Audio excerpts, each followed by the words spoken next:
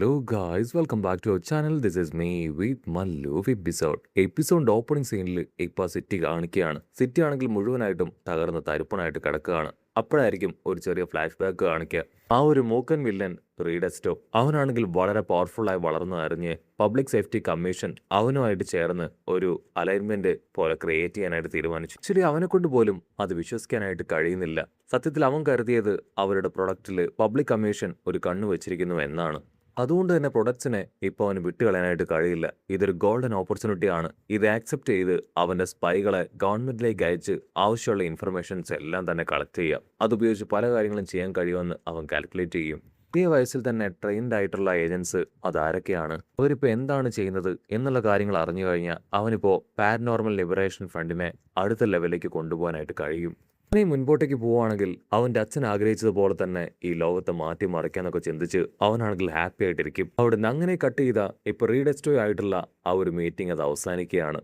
അവൻ്റെ പ്രൊഡക്ട്സ് ആണെങ്കിൽ അവർക്ക് ഒരുപാട് ഇഷ്ടപ്പെട്ട് അവൻ അഭിനന്ദിക്കും. റീഡെസ്റ്റോയ്ക്ക് ആണെങ്കിൽ അത് കേട്ട് ഭയങ്കര സന്തോഷം. അപ്പോഴായിരിക്കും ഒരു ട്വിസ്റ്റ് കൊടുക്കുക. ചീഫ് ആണെങ്കിൽ അവനെ ക്യാഷ്വലായിട്ട് സംസാരിച്ച് ഇപ്പം ലോക്ക് ചെയ്യുകയാണ്. ആക്ച്വലി അവൻ കരുതിയതുപോലെ ഒരു അലൈൻമെന്റ് ക്രിയേറ്റ് ചെയ്യാനല്ല, മറിച്ച് അവനെ പിടിക്കാനാണ് അവർ ഇപ്രകാരം ഒരു ട്രാപ്പ് ക്രിയേറ്റ് ചെയ്തത്. ഒരുപാട് പേര് റൗണ്ട് ചെയ്ത് അവനെ പിടിക്കാനായിട്ട് ശ്രമിക്കും. പക്ഷെ സ്ട്രെസ് കൂടിയ അവന്റെ പവർ വേറെ ലെവലാണ്. അവൻ ആ പവർ ഉപയോഗിച്ച് അവരെ അറ്റാക്ക് ചെയ്യും. പബ്ലിക് സേഫ്റ്റി കമ്മീഷൻ, നിങ്ങൾക്കൊരിക്കലും എന്റെ സാധനങ്ങൾ, എന്റെ കമ്മോഡിറ്റികൾ അത് ഇഗ്നോർ ചെയ്യാൻ കഴിയില്ല. ഇങ്ങനെ ഒരു ട്രാപ്പ് ഉപയോഗിച്ച് എന്നെ പിടിക്കാൻ നിങ്ങൾക്ക് കഴിയുമെന്ന് കരുതിയോ? എന്റെ പ്രൊഡക്റ്റിന് വേണ്ടി നിങ്ങൾ എന്നെ ട്രാപ്പ് ചെയ്ത് കൊല്ലാൻ ശ്രമിച്ചോ അല്ലേ? നിങ്ങൾ ചെയ്തത് ശരിക്കും വലിയ തെറ്റാണ്. അതിനുള്ളത് നിങ്ങൾ ഉറപ്പായിട്ടും അനുഭവിക്കും. എന്റെ മുകളിൽ ആരും അധികാരം സ്ഥാപിക്കുന്നതോ എന്നെ ഓർഡർ ചെയ്യുന്ന ഒന്നും തന്നെ എനിക്കിഷ്ടമല്ല. അത് ഞാൻ അനുവദിക്കില്ല. ഞങ്ങൾക്ക് ആവശ്യം യഥാർത്ഥ ഫ്രീഡമാണ്, അത് ഞങ്ങൾ നേടിയെടുക്കുമെന്ന് പറഞ്ഞ് അവനാണെങ്കിൽ ഹീറോ പബ്ലിക് സേഫ്റ്റി കമ്മീഷന്റെ ആ ഒരു പ്രസിഡന്റിനെ തന്നെ കൊന്നുകളഞ്ഞ് അവിടെ നിന്ന് അങ്ങനെ കടന്നുപോകും. അതിനുശേഷമാണ് ഹീറോസ് എല്ലാം കാര്യമായിട്ട് പ്ലാൻ ചെയ്ത് ആ ഹോസ്പിറ്റലിന്റെ ഭാഗവും വില്ലന്മാരുടെ ബേസും എല്ലാം തന്നെ ബ്ലോക്ക് ചെയ്ത് അറ്റാക്ക് ചെയ്യാനായിട്ട് ശ്രമിച്ചത്. ആ ഒരു ഡോമുറ അവനാണ് കൈവിട്ടു പോയത്.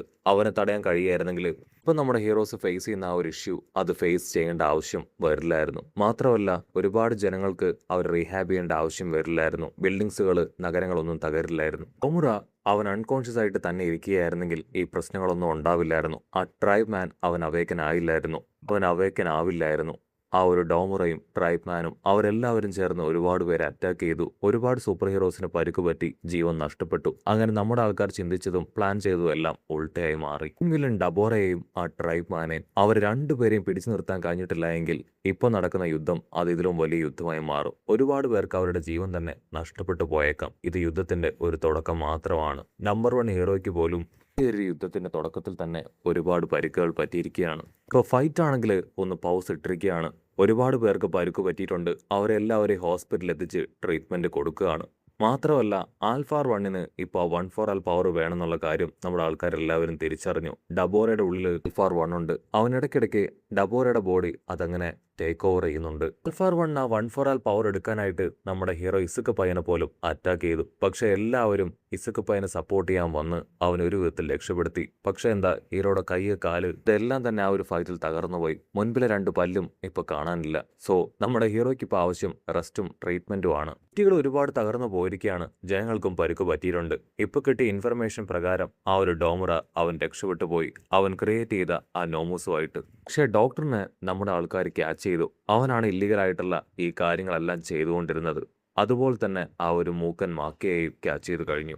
ആ കംപ്രസ് പയ്യനാണെങ്കിൽ ഒരുപാട് പരിക്കുകൾ പറ്റി അവനിപ്പോൾ ട്രീറ്റ്മെന്റ് കൊടുത്തുകൊണ്ടിരിക്കുകയാണ്. മറ്റൊരു ഭാഗത്ത് ചില നോമൂസിനെയും പിടിച്ചു വെച്ചിരിക്കുകയാണ്. അതിനുശേഷം ആ ഡോക്ടർ എക്സ്പെരിമെന്റ് നടത്തിയ ലാബിലേക്ക് വന്ന് അവിടുത്തെ കാര്യങ്ങളും ചെക്ക് ചെയ്യും. കട്ട് ചെയ്ത ആ ഗുങ്ക മൗണ്ടൈൻ വില്ലേജ് കാണിക്കും.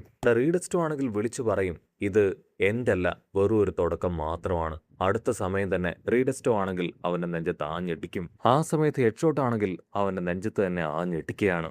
അതേസമയം ആ റീഡസ്റ്റോ മൂക്കനെ രക്ഷിക്കാനായിട്ട് ഐസ് പവർ ഉപയോഗിക്കുന്നവൻ അവനാണെങ്കിൽ ഇപ്പോൾ അവിടെയുള്ളവരെ അറ്റാക്ക് ചെയ്തുകൊണ്ടേയിരിക്കുകയാണ്. 7 ടോസ് ആണെങ്കിൽ വിട്ടുകൊടുക്കാതെ അവനുമായിട്ട് ഇപ്പോൾ തിരികെ പൊരിഞ്ഞ പോരാട്ടം. ഉടനെ ആ വില്ലനാണെങ്കിൽ വിളിച്ചു പറയും, നിങ്ങളെല്ലാവരും ഗവൺമെന്റിന് വേണ്ടി വാലാട്ടുന്ന വെറും ഒരു ഡോഗ്സിനെ പോലെയാണ്. നിങ്ങളെ കൊണ്ട് ഒന്നും തന്നെ ചെയ്യാൻ കഴിയില്ല എന്ന് പറയും. അതിന് ഓപ്പോസിറ്റുള്ള നമ്മുടെ ഹീറോ പറയും, ഒരിക്കലും ഞങ്ങളിത് വിട്ടുകൊടുക്കില്ല. ഗവൺമെന്റിന്റെ അടിമകൾ തന്നെയാണ് ഞങ്ങൾ. പക്ഷെ ഞങ്ങളുടെ ലക്ഷ്യം ഈ ലോകത്തെ രക്ഷിക്കുക എന്നാണെന്ന് പറഞ്ഞ് അവനെ ആഞ്ഞടിക്കും. ആ ഒരു അടിയിൽ ഐസ് പവറുള്ളവന്റെ കാറ്റ് പോയി അവൻ താഴേക്ക് വീഴും. അവിടുന്ന് അങ്ങനെ കട്ട് ചെയ്ത പാരനോർമൽ ലിബറേഷന്റെ പ്രസിഡന്റ് ആയിട്ടുള്ള ആ റീഡസ്റ്റോ മൂക്കനെ അവനെ ഇപ്പോ നമ്മുടെ സോൾജിയേഴ്സ് അറസ്റ്റ് ചെയ്തിരിക്കുകയാണ്. അതിനുശേഷം ബാക്കിയുള്ള ഓരോരുത്തരായിട്ട് കാണിക്കും അവരെല്ലാവരും സൂപ്പർ ഹീറോസ് ഫൈറ്റ് ചെയ്ത് തോൽപ്പിച്ച് അറസ്റ്റ് ചെയ്തു. ഡംബട്ട് എന്നിങ്ങനെ മെയിൻ ആൾക്കാരെ എല്ലാവരെയും നമ്മുടെ ആൾക്കാർ പിടിച്ചു. മാത്രമല്ല പാരനോർമൽ ലിബറേഷനിലെ ആൾക്കാർ വില്ലേജിലേക്ക് മീറ്റിങ്ങിന് വന്ന സമയത്ത് അവിടെ വെച്ച് അവരെയും നമ്മുടെ ആൾക്കാർ പിടിച്ചിരിക്കുകയാണ്. പക്ഷെ കുറച്ച് ആൾക്കാരാണെങ്കിൽ നൈസായിട്ട് അതിനിടയിൽ ഓടി രക്ഷപ്പെട്ടു. മാത്രമല്ല മറ്റു ചില മെമ്പേഴ്സ് ആണെങ്കിൽ ആ സിറ്റിയിൽ ഓടി ഒളിച്ചിരിക്കുകയാണ്. ഒരു കാരണവശാൽ അവരെ വെറുതെ വിടാൻ പാടില്ല. അവർ രക്ഷപ്പെട്ട് കഴിഞ്ഞ സിറ്റിയിലുള്ള ജനങ്ങൾക്ക് വലിയ ആപത്തായിരിക്കും എന്ന് പറഞ്ഞ് പോലീസിനോടും സോൾജിയേഴ്സിനോടും എല്ലാവരോടും അവരെ അന്വേഷിക്കാനായിട്ട് സിറ്റിയിലേക്ക് പറഞ്ഞയച്ചിരിക്കുകയാണ്. നമ്മുടെ ആൾക്കാരെല്ലാവരും നാനാഭാഗത്തൂടെ പോയി ആ വില്ലന്മാരെ പിടിക്കാൻ ശ്രമിച്ചുവെങ്കിലും പൂർണ്ണമായിട്ട് അതൊരു സക്സസിലേക്ക് എത്തിക്കാൻ അവരെ കൊണ്ട് കഴിഞ്ഞിട്ടില്ല. ഒരുപാട് പേർക്ക് ജീവൻ നഷ്ടപ്പെട്ടു. സൂപ്പർ ഹീറോസിൽ പലർക്കും വലിയ ആഘാതം സംഭവിച്ചു. വലിയ വലിയ സിറ്റികൾ, വില്ലേജുകൾ അതെല്ലാം തന്നെ തകർന്നുപോയി. അങ്ങനെ വലിയൊരു നഷ്ടം തന്നെയാണ് സംഭവിച്ചിരിക്കുന്നത്. പൂർണ്ണമായിട്ടും വില്ലന്മാരെ മുഴുവനും അവർക്ക് കണ്ടെത്താനും ഇതുവരെ കഴിഞ്ഞിട്ടുമില്ല. ആ സമയത്ത് ടോഗ പെണ്ണാണെങ്കിൽ അവിടുന്ന് ഉഷാറായിട്ട് ഓടുകയാണ്. അവളെ പിടിക്കാനായിട്ട് കുറച്ചു പേര് അവളുടെ പിന്നാലെ പോവും. ആ സമയത്ത് ഒരു പെൺകുട്ടിയാണെങ്കിൽ അമ്മ എനിക്ക് വേദനിക്കുന്നു, ആരെങ്കിലും എന്നെ രക്ഷിക്കാൻ പറഞ്ഞ് കരയുകയാണ്. അപ്പോഴാണെങ്കിൽ വലിയൊരു ബിൽഡിങ് അതങ്ങനെ തകർന്ന് അവിടെയുള്ള ആ ഒരു കുഞ്ഞിന്റെ ദേഹത്തേക്ക് വീഴാൻ പോവുകയാണ്.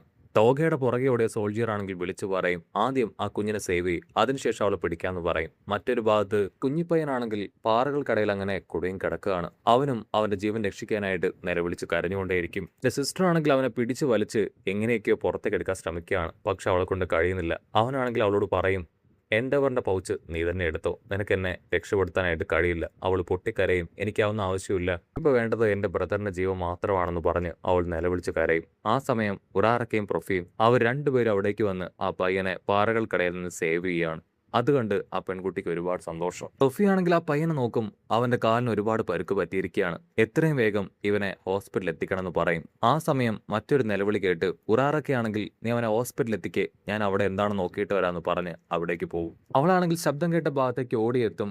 ഉറാറക്ക രക്തത്തിൽ കുളിച്ചിരിക്കുന്ന ഒരാളെ കാണുകയാണ്. എന്റെ വൈഫ് അപ്പാർട്ട്മെന്റ് നമ്പർ 403 കുടുങ്ങി കിടക്കുകയാണ്, അവൾ എങ്ങനെയെങ്കിലും രക്ഷിക്കണം. അവളാണെങ്കിൽ ഓക്കെ പറഞ്ഞ് ആ അപ്പാർട്ട്മെന്റ് ലക്ഷ്യമാക്കി പോകും. ഉറാറൊക്കെയാണെങ്കിൽ നിമിഷങ്ങൾക്കകം തന്നെ ആ ഒരു പെൺകുട്ടിയെ കണ്ടെത്തി പുറത്തേക്ക് കൊണ്ടുവരും. നിങ്ങൾക്ക് നടന്നു പോകാൻ കഴിയുമെങ്കിൽ നിങ്ങൾ നടന്ന് ഷെൽട്ടറിലേക്ക് പോകണം, കാരണം ഇനി ഒരുപാട് പേര് ഇവിടെ കുടുങ്ങി കിടക്കുന്നുണ്ട്, അവരെ കൂടെ സേവ് ചെയ്യണമെന്ന് ഉറാറൊക്കെയാണെങ്കിൽ അവരോട് പറയും. അതിന് അവരാണെങ്കിൽ ഓക്കെ പറഞ്ഞ് ഇപ്പൊ ഷെൽട്ടർ നോക്കി പതിയെ നടന്നു പോവാണ്. പിന്നീട് ഉറാറൊക്കെയാണെങ്കിൽ അവൾ കണ്ടതും ബുദ്ധിമുട്ട് അനുഭവിക്കുന്നതുമായിട്ടുള്ള ഓരോരുത്തരെ സേവ് ചെയ്യാനായിട്ട് ശ്രമിക്കും. അവിടുന്ന് അങ്ങനെ കട്ട് ചെയ്ത മെഡിക്കൽ സെന്റർ കാണിക്കും. അവിടെയാണെങ്കിൽ ഡോക്ടേഴ്സും നഴ്സുകളും സ്റ്റാഫുകളെല്ലാം വളരെ കുറവാണ്. മാത്രമല്ല അവരുടെ കയ്യിലുള്ള മെഡിസിൻസും എക്യുപ്മെന്റ്സും വളരെയധികം റയറുമാണ്. ഡോക്ടർ ആണെങ്കിൽ ഇപ്പോൾ അസിസ്റ്റൻസിനോട് പറയും മെഡിസിൻസ് എല്ലാം തന്നെ തീർന്നുകൊണ്ടിരിക്കുകയാണ്, സ്കേസിറ്റി അത് വേറെയും. അതുകൊണ്ട് തന്നെ ചെറിയ ചെറിയ പരിക്കുകൾ പറ്റിയവർക്ക് നമ്മൾ മെഡിസിൻ കൊടുക്കേണ്ട ആവശ്യമില്ല, അവരെങ്ങനെയെങ്കിലും സർവൈവ് ചെയ്തോളെന്ന് പറയും. ഒരാളൊക്കെ ആണെങ്കിൽ ഓരോരുത്തരായിട്ട് സേവ് ചെയ്ത് അങ്ങനെ വരുമ്പോൾ മറ്റൊരു സൂപ്പർ ഹീറോ അങ്ങനെ നടന്നു പോകുന്നത് അവൾ ശ്രദ്ധിക്കും. അവനാണെങ്കിൽ ചുറ്റും നോക്കി ഒരുപാട് കുറ്റബോധത്തിൽ നിൽക്കുകയാണ്. അവനെ കൊണ്ട് ഈ ഒരു ഹീറോ ജോബ് അതിനി മുൻപോട്ടേക്ക് കൊണ്ടുപോകാൻ കഴിയില്ല. ഞാൻ എത്രയൊക്കെ ശ്രമിച്ചിട്ടും എനിക്ക് ആൾക്കാരെ സേവ് ചെയ്യാൻ പറ്റുന്നില്ല, അതുകൊണ്ട് ഞാനത് നിർത്തുകയാണെന്ന് പറഞ്ഞ് അവിടെ നിന്ന് വിഷമിച്ച് അങ്ങനെ കടന്നു പോവാണ്. കട്ട് ചെയ്ത് നമ്മുടെ ആൾക്കാരെ കാണിക്കും. എല്ലാവരും ആരെയോ നോക്കി പൊട്ടിക്കരയാണ്. കരയുന്നത് മറ്റാരെയും നോക്കിയല്ല, സാക്ഷാൽ മിഡ് നൈറ്റിനെ. അത്രയും വലിയൊരു ബാറിൽ മിഡ് നൈറ്റ് മരണപ്പെട്ടു. അവരെത്രയൊക്കെ മിഡ് നൈറ്റിനെ വിളിച്ചിട്ടും അവൾ എഴുന്നേൽക്കുന്നില്ല. പിന്നെ വേറൊരു പെൺകുട്ടി അവിടേക്ക് വന്ന് മജസ്റ്റിക്കും മരിച്ചു പോയെന്ന് പറയും. അത് കേട്ട് അവരാണെങ്കിൽ ഡബിൾ ഷോക്ക്. വില്ലന്മാരെ പോലെ തന്നെ ഹീറോസും മരിച്ചു പോയെന്ന് അവർക്ക് ഉൾക്കൊള്ളാൻ കഴിയുന്നില്ല. കട്ട് ചെയ്ത ഇൻട്രോഗേഷൻ റൂം കാണിക്കും. ഡോക്ടർ പറയും അദ്ദേഹം ഉണ്ടായിരുന്നത് ആ ട്യൂബിനകത്തായിരുന്നു. ട്യൂബ് തകർന്ന് താഴെ വീണ ആള് ഇലക്ട്രിക് ഷോക്ക് അത് കിട്ടിയാണ് എഴുന്നേറ്റത്. മാത്രമല്ല അവനെ കൺട്രോൾ ചെയ്തിരുന്നത് ആ സമയം ആൽഫാർ 1 ആണ്. പിന്നീട് നടന്നത് സത്യത്തിൽ വലിയ ദുരന്തം തന്നെയാണ്, അതിൽ സംശയമൊന്നുമില്ല. ഇപ്പൊ ജനങ്ങളെല്ലാവരും കരുതിയിരിക്കുന്നത് പ്രശ്നങ്ങളെല്ലാം തീർന്നുവെന്നാണ്. പക്ഷേ ഇത് വെറും തുടക്കം മാത്രമാണെന്ന് ഡോക്ടർ പറയും.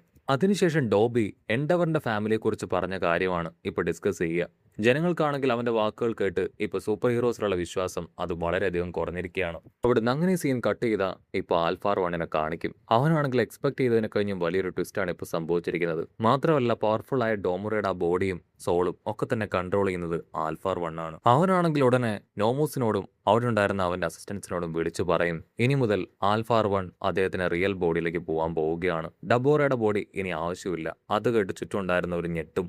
അവരുടെ ഗെയിം അവസാനിപ്പിച്ചിരിക്കുകയാണ്, നമ്മുടെ ഗെയിം അത് തുടങ്ങാൻ പോകുന്നതേ ഉള്ളൂ എന്ന് പറഞ്ഞ് അവനാണെങ്കിൽ അവന്റെ റിയൽ ബോഡിയിലേക്ക് വരും. ആ സമയത്ത് തകർന്നു കിടക്കുന്ന ഡൊമോറയുടെ ബോഡി അത് കാണിക്കും. അങ്ങനെ അവിടെ വെച്ച് ഈ ഒരു എപ്പിസോഡും അവസാനിക്കുന്നു.